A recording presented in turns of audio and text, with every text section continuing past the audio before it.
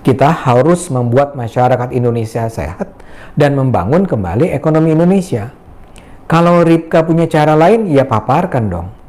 Tapi kalau dia cuma sekedar mengatakan bahwa ini semua adalah perang dagang, ya dia layak dikatakan dungu. Ripka ini jadi seperti nenek nyinyir yang selama ini menjadi ciri khas kaum anti-Jokowi. Perang lawan COVID-19 di Indonesia terus diganggu karena sangat banyak orang dungu yang terus menyebarkan kebencian, kebohongan, dan kecurigaan yang bertujuan menggagalkan kesuksesan program vaksinasi ini. Misalnya saja soal Jokowi sebagai orang pertama yang memperoleh vaksin. Pada awalnya, kaum nyinyir sok menantang agar Jokowi jadi orang pertama untuk divaksin karena mereka rupanya percaya bahwa vaksin ini tidak aman. Ternyata Jokowi bersedia.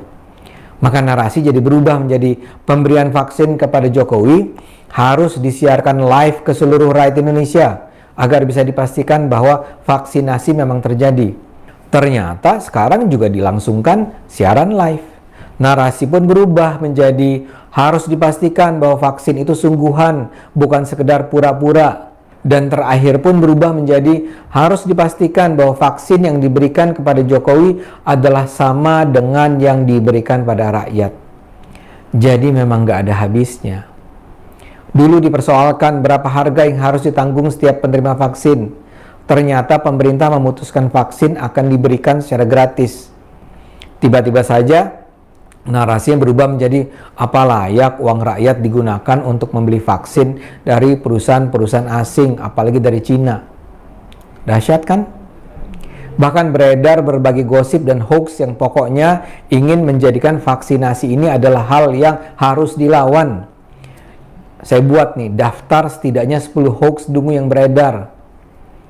1. Vaksinasi ini modus operandi dari PKI atas perintah negara komunis Cina untuk menghabisi rakyat Indonesia.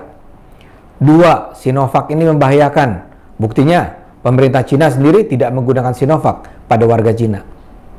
3. Reaksi senyawa vaksin Sinovac akan memicu virus membuat antibodi sendiri, membelah diri menjadi senyawa kimia virus baru yang lebih banyak dan semakin ganas.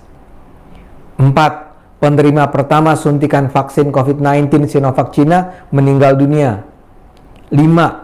Vaksin COVID-19 Sinovac yang dikirim ke Indonesia sebenarnya ditujukan untuk uji klinis, bukan untuk pasien sesungguhnya.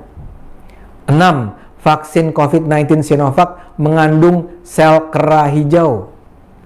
7. Vaksin COVID-19 mengandung virus corona hidup yang dilemahkan.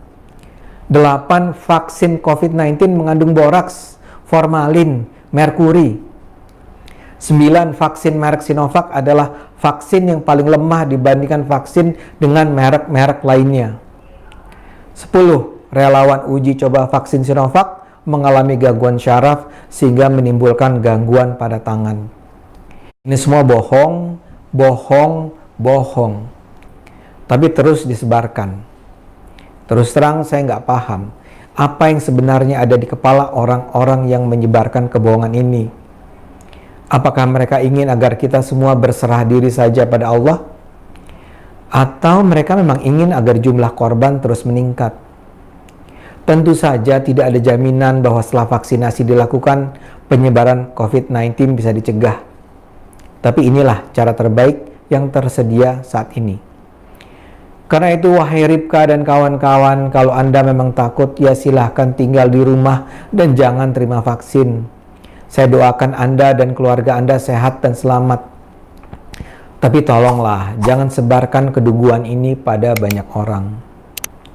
Buat semua penonton, yuk kita terus gunakan akal sehat.